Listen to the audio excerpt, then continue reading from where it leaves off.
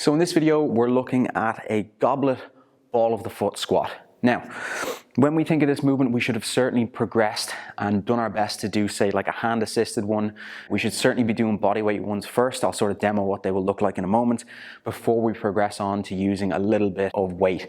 We just want to make sure that we've actually built up a good amount of time sort of looking at what is like high degrees of deep knee flexion and also like big toe extension and just feeling stable and controlled with our feet as well. Okay, so we don't want to see our weight increases going up sort of too drastically on a week-to-week basis. We probably just want to build up more of our repetitions, more of our tempo and stuff like that, so that the knees feel good, so that when we do add that little bit of weight, we've certainly got a good baseline to work from, okay? So keep that in mind as you're sort of thinking of what weight you should be using on this, okay? But I'd likely prescribe this as just sort of a body weight movement first, kind of going forward, okay? Now, we've probably seen the hand-assisted one.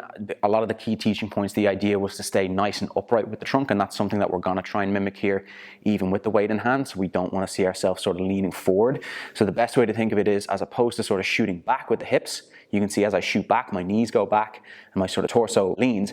What we're actually going to try and do is get the torso as upright as possible and sit straight down. And what this means is we get sort of that high degree of knee flexion that we were talking about. We're staying nice and upright with the torso, and the hips are staying kind of straight down onto the bum as we go. Okay, so a few bodyweight reps to sort of see from here. You can see from this side view pretty good. I can keep the hands by the side to sort of just help me get an idea of making sure that my torso stays nice and upright, controlling and making sure that I can keep my balance pretty easily first before I add a little bit of body weight. Good control of tempo and good control of my balance as well. If I find I'm all over the place, if there's a lot of movement and you're just unsure in terms of your ankles, your knees, all of those sort of things, keep to the body weight, keep to the assisted.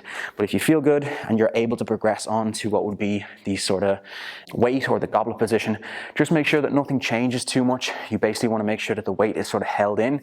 This could be a dumbbell, this could be a kettlebell, just like this. And you can see I'm sort of holding it in this chalice-like sort of position where I've got sort of both hands sort of cupping it, okay? Now, as I was saying, nice and upright, you want to think almost like the crown of the head being pulled up towards the ceiling. That upright position we want to maintain as much as possible. Don't let the weight sort of pull you forward. Take your time as you're going through, okay? So nice and slow, hips are sort of straight down as opposed to shooting back. That brings the knees forward, and we're still showing good amount of control as we go through the range, okay? Create that tension, make sure we drive back up. We've got the quads, the glutes and everything like that working hard. Okay, now, a lot of kind of subtleties to that movement. I'm sure if there are any questions, be sure to let me know. If you like this video, like it, share it to someone if you think they're gonna see some value from it as well, and subscribe to the page if you wanna see more videos like this in the future. But for the moment, I'll see you soon.